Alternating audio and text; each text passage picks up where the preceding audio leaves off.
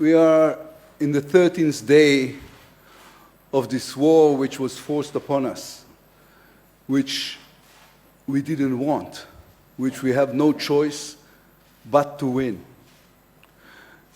Not because we seek revenge, but because we can't live like this. Last week I went to visit the people who were evacuated from Kfar Aza. At the entrance I met an elderly lady that I know, and she said to me, "They killed my son, but at least I have cancer and I will die soon enough. I will not have to feel what I feel anymore." I met a 13-year-old girl who saw the murder of her best friend. I met a father whose wife and 2 children were abducted, sits alone in an empty apartment. I met people with hollow eyes who described to me what burned babies look like. The terrorists abducted a particularly large number of young women. We are trying not to think why, but we can't. I want to remind you, the horrors of October the 7th has nothing to do with the Israeli-Palestinian conflict. The terrorists are not part of the struggle for a Palestinian state. Hamas don't care about that. Just like ISIS and Al-Qaeda, they don't want any agreement with anyone.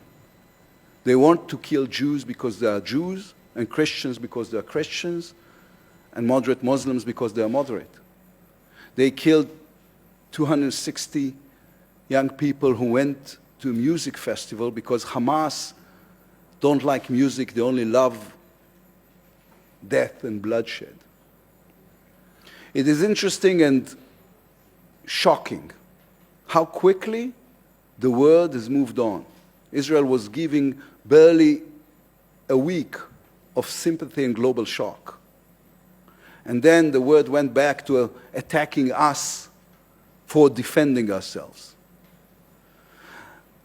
I've got one question to you all, and that question is really the reason we're here. Do you think an organization which has no problem butchering babies, butchering pregnant women, and butchering a 13-year-old autistic girl with an 80-year-old grandmother has any problem lying?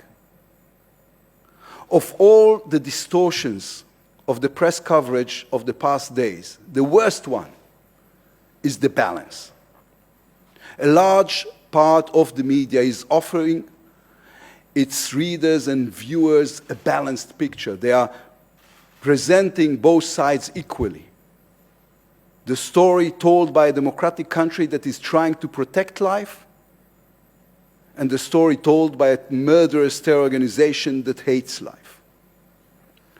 Hamas lies as a policy. They murder our children and then they blame us. They murder their own children and then blames us.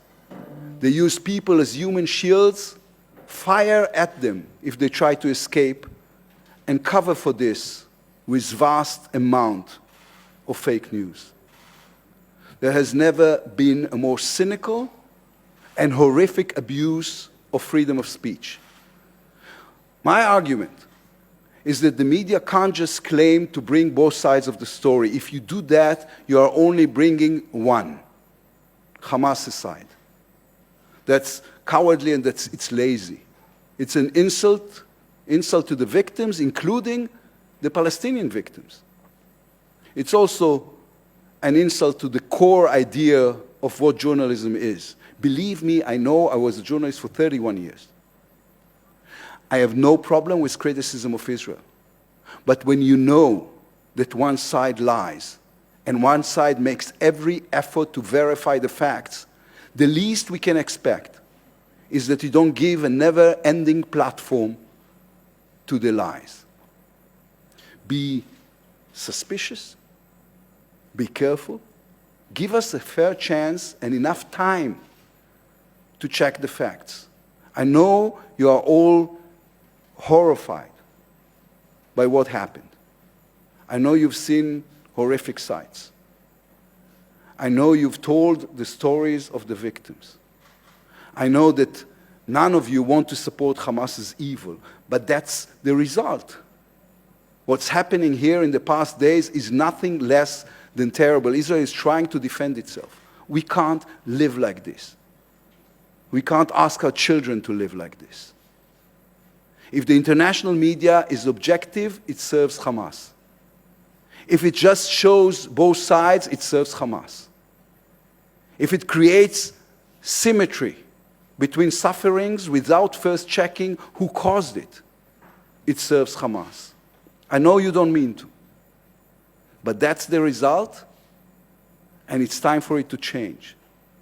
I'm not telling you how to do your job, but it's got to change. We will be happy to work with you in any way you suggest to make sure the way this conflict is covered changes fundamentally.